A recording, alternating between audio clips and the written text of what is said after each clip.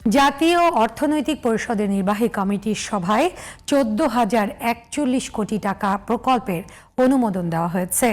একই সঙ্গে প্রকল্প গ্রহণ, অনুমোদন ও বাস্তবায়নের প্রতিটি ধাপে আরও স্বচ্ছতা, জবাবদিহিতা, সময়ানুবর্তিতা এবং ব্যয়ের দক্ষতা নিশ্চিত করতে সংশ্লিষ্ট সংস্থাগুলোকে নির্দেশনা দিয়েছেন প্রধানমন্ত্রী তারেক রহমান। বুধবার বাংলাদেশ সচিবালয়ের মন্ত্রিপরিষদ বিভাগের সভাকক্ষে প্রধানমন্ত্রী তারেক রহমানের সভাপতিত্বে একনেক সভা অনুষ্ঠিত হয়। সভা শেষে সচিবালয়ের পিআইডি অডিটোরিয়ামে আয়োজিত ব্রিফিংয়ে পরিকল্পনা প্রতিমন্ত্রী জোনায়েদ সাকি এসব তথ্য জানান। সাইরাস মাহমুদের রিপোর্ট। শেকড় থেকে শিখরে। প্রধানমন্ত্রী তারেক রহমানের সভাপতিত্বে একনেক সভা অনুষ্ঠিত হয়। সভায় নতুন ও সংশোধিত মিলিয়ে 8টি উন্নয়ন প্রকল্প অনুমোদন দেয়া হয়। একই সঙ্গে প্রকল্প গ্রহণ, অনুমোদন ও বাস্তবায়নের প্রতিটি ধাপে আরও স্বচ্ছতা, জবাবদিহি এবং ব্যয়ের দক্ষতা নিশ্চিত করতে সংশ্লিষ্ট সংস্থাগুলোকে নির্দেশনা দিয়েছেন প্রধানমন্ত্রী।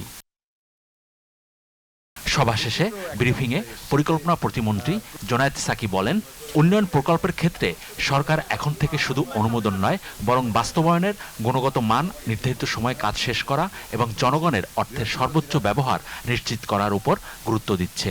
দিনাজপুর, ঠাকুরগাঁও এবং পঞ্চগড় জেলার সমন্বিত উন্নয়ন প্রকল্প, এই প্রকল্প একটি নতুন প্রকল্প প্রস্তাব।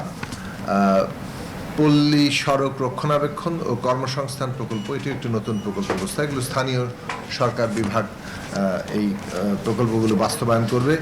সর্বজনীন সামাজিক অবকাঠামো, এটা ফেজ 2, এইটার প্রথম সংশোধনী প্রস্তাব আজকে এখানে অনুমোদিত হয়েছে। দুর্যোগ আশ্রয় কেন্দ্র নির্মাণ ও সংস্কার উন্নয়ন প্রকল্প, এটা দ্বিতীয় সংশোধনী একটা প্রকল্প প্রস্তাব, সেই প্রস্তাবটিও আজকে অনুমোদন করা হয়েছে। প্রতিমন্ত্রী আরও বলেন, ভৌত অবকাঠামো খাতে গুরুত্বপূর্ণ প্রকল্প ঢাকা আশুলিয়া এলিভেটেড এক্সপ্রেসওয়ে নির্মাণ প্রকল্পের দ্বিতীয় সংশোধনী অনুমোদন দেওয়া হয়েছে। গ্যাসের কূপ খনন, সেটা একটা মূল্যায়ন কাম উন্নয়ন কূপ বেগমগঞ্জ 5 এবং 2টি অনুসন্ধান কূপ বেগমগঞ্জ 6 ও সুনেত্র 2 এর যে নতুন প্রকল্প প্রস্তাব, সেটি অনুমোদন করা হয়েছে। মেডিকেল কলেজ হাসপাতালগুলোতে 50 শয্যা বিশিষ্ট ডায়ালিসিস সেন্টার এবং জেলা হাসপাতালগুলোতে 10 শয্যা বিশিষ্ট ডায়ালিসিস সেন্টার তৈরির যে প্রকল্প, এটা দ্বিতীয় সংশোধন প্রস্তাবটি আজকে অনুমোদন করা হয়েছে। জোনায়েদ সাকি বলেন, জনগণের কল্যাণে নেওয়া উন্নয়ন প্রকল্পগুলো যেন নির্ধারিত লক্ষ্য অনুযায়ী বাস্তবায়িত হয়, সে বিষয়ে সরকার সর্বোচ্চ গুরুত্ব দিয়ে দেখছে।